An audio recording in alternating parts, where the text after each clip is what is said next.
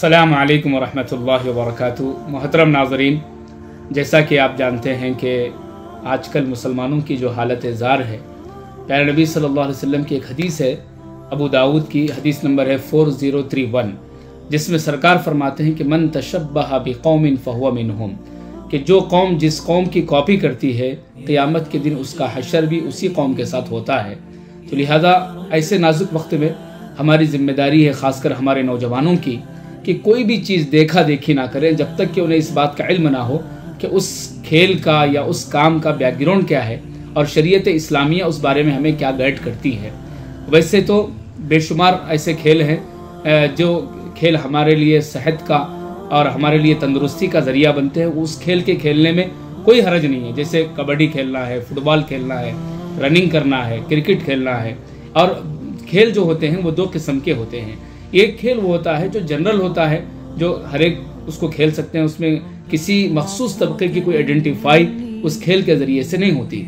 लेकिन एक दूसरा खेल वो होता है जिससे किसी मज़हब की पहचान होती है, किसी त्यौहार की पहचान होती है। तो ऐसे खेल जो ना जिस्मानी कोई फ़ायदा पहुँचाए, ना माइंडली हमें वो शार्प करे, ना वो हमें फ़ायदा पहुँचाए, ऐसे खेलों से, और फिर उसका ताल्लुक़ किसी मज़हब के साथ ख़ास हो, तो ऐसे तमाम खेलों से हमें बचना चाहिए। ऐसे ही खेलों में जिस खेल से ना जिस्मानी कोई फ़ायदा है, ना रूहानी कोई फ़ायदा है, ना दीन का कोई फ़ायदा है, ना दुनिया का कोई फ़ायदा है, ऐसे खेलों में से खेल है पतंगबाजी। पतंगबाजी जो जिनके मज़हब का हिस्सा है उनको वो पतंगबाजी मुबारक है, हमें उससे कोई ऑब्जेक्शन, कोई एतराज़ नहीं है। लेकिन मुसलमानों की जो हालत ज़ार है मौजूदा ज़माने में वो इंतहाई अफसोसनाक है। यानी गैर मुस्लिमों से कहीं ज़्यादा मुसलमान उस चीज़ को जो है इमोशनल होकर, जज्बाती होकर जो मना रहे हैं, और जिस तरीके से अपने लाखों रुपये ऐसे खेल में ज़ाय कर रहे हैं जिस खेल से कोई फ़ायदा नहीं है बल्कि नुकसान ही नुकसान है।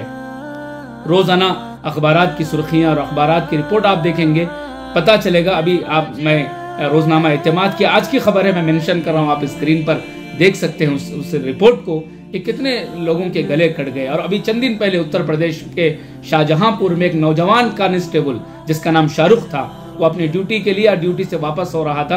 आप खबर पर देख सकते हैं स्क्रीन पर कि उसकी जान चली गई मांझा की वजह से।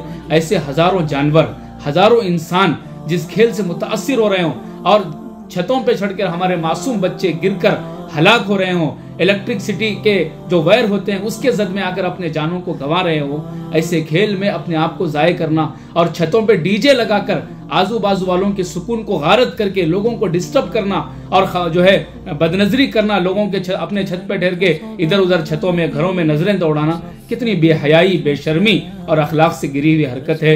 लिहाजा नौजवान, और फिर इसकी तारीख खासकर एक बहुत बड़े मुअर्रिख हैं अबू रिहान अल बिरूनी अपनी किताब किताबुल हिंद के अंदर, और फिर इसी तरह डॉक्टर बख्शिश सिंह अपनी किताब Punjab under the later Mughals के पेज नंबर 279 में इसको मेंशन करते हैं कि सियालकोट में 1734 में हकीकत राय नामी एक शख्स ने सरकार की शान में, हजरत आयशा सिद्दीक़ा रज़ी अल्लाह तआला अन्हा की शान में और हजरत फ़ातिमा तो ज़हरा रज़ी अल्लाह तआला अन्हा की शान में उसने गुस्ताखी की। उस वक्त की हुकूमत ने उसे फांसी की सज़ा दी। तो उसकी फांसी के बाद सारे नौजवानों ने एक सेलिब्रेशन मनाया और उसके मकाम पर उसको यादगार के तौर पर उसको सैल्यूट पेश करने के लिए बसंत का और पतंगबाजी का आगाज़ किया गया, उसको सलामी देने के लिए। तो अगरचे के हो सकता है कि ये बसंत हो, संक्रांति हो, गैर मुस्लिम भाइयों का त्यौहार है, उन्हें मुबारक हो, लेकिन मुसलमानों का इस मामले में और ऐसे वक्त ऐसे खेल के अंदर शामिल होना, अपने लाखों रुपए ज़ाय करके जिसका कोई दीनी और दुनियावी फ़ायदा ना हो, कितने अफसोस की बात है। इसलिए ऐसे खेलों से खुद भी बचें, अपने बच्चों को बचाएं, ऐसे खेल अपने बच्चों को खिलाएं जो उनके जिस्मानी सेहत के लिए फ़ायदामंद हो, जो उनके दिमागों को तेज़ करता हो, उनके लिए तक़वियत को हासिल करने का बाइस बनता हो। आपसे इस गुजारिश के साथ अपनी बात को ख़त्म करता हूँ। शुक्रिया, जज़ाकुमुल्लाहु खैरन।